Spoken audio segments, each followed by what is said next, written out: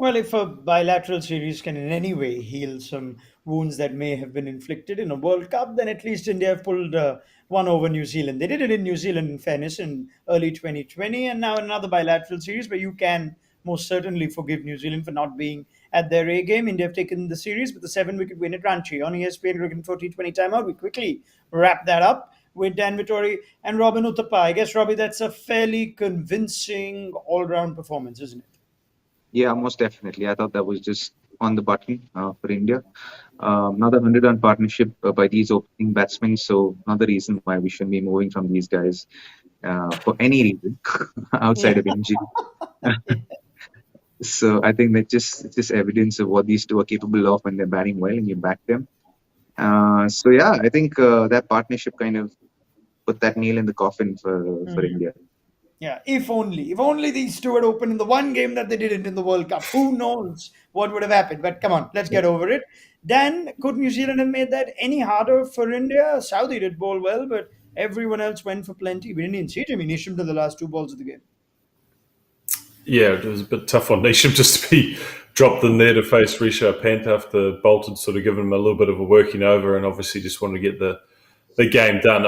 Look, I don't think so. I think 154 was never going to be enough runs, and the way that New Zealand couldn't get to a decent total really set up India being able to be in control from the start. And it was such a controlled innings from KL and Rohit, and they just batted. They batted like they were almost in a test match, and it was them at their stylish best, and it was really good to watch. And I think the difference between here in New Zealand team and Dubai and the rest of UAE for the World Cup is just those wickets just have just a little bit more in them, and I think that suits the New Zealand pace attack. Where this wicket in particular in Ranchi has just been flat, and it's allowed the Indian batsmen just to be at their best. So the New Zealand bowlers obviously are fine bowlers, but they go to the next level when there's just something in that wicket for them. And today there was just nothing, and they just couldn't haul in those two quality batsmen. Yeah, I I mean, think this India. really kind of Yes, Robbie, detracted a please. lot from, even the strengths of the New Zealand spinners. The Indian batters knew that even if they tried to turn that ball, the ball had so much lacquer on it, not lacquer, but as in lacquer of another kind, where there was so much on the ball that even if they tried to turn it, it was not going to turn. It was just going to come straight. And you could tell how Rohit set himself up against Santner and Ish, where they just went, okay, this ball's coming straight. I'm going to go straight towards mid on or mid wicket.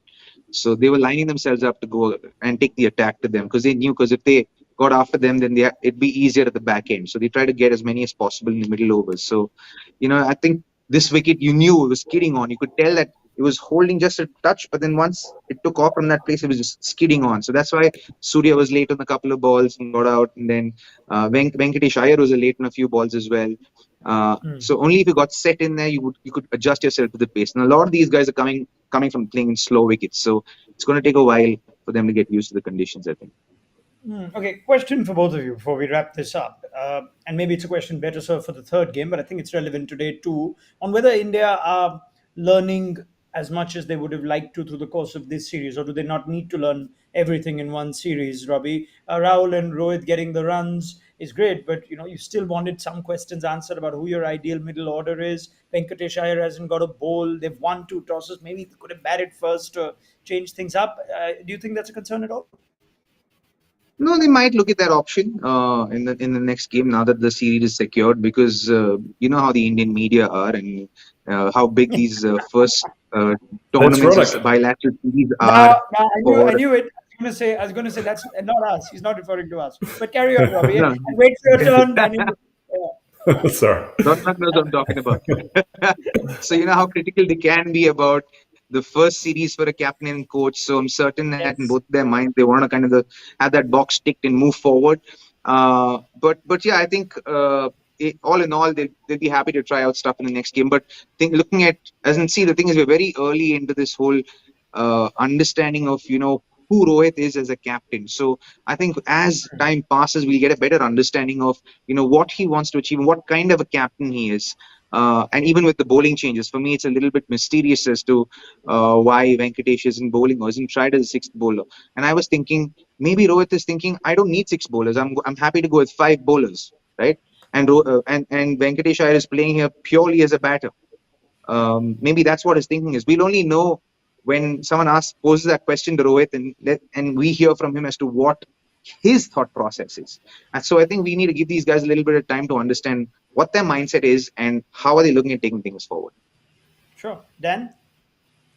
I actually think Robbie's right. I think this is about Rohit's captaincy rather than the playing 11 or anything else. This is about finding the style that he wants to play. And I think we just assume he's this much vaunted captain because of what he's done with Mumbai. But in reality, him as an international captain is a new thing. And so he has to find out if his captaincy style with Mumbai can translate into what he's doing with India as well. So I think it's an opportunity for him and Dravid to settle into their roles. And the way they're going to settle into it the quickest is by winning games. And I think that's the mentality they've taken into these two games. They're not going to bowl Venkatesh Iyer because it might just be at a crucial time, and it might go for 20 runs, and they don't want to put themselves in that position just for the sake of seeing a bowler at that stage of the game. I think the thing they have found out about is that Ashwin is going to be part of their T20 team going forward, and the likes of Harshal Patel and potentially Avish Khan. That's probably the one thing that they've got to have a look at,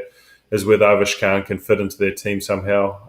And with Ashwin bowling so well, it probably pushes Chahal to the background a little bit. So they are finding out a couple of things, but once again, to Robbie's point, I think they're finding out mostly around about Rohit's captaincy style at the international level.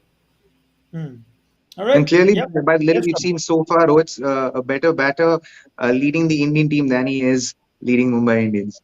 There we go. There we have our headline. That's what the Indian media will do with it now. Well done, Robin Uthappa. That's what Ronak will do.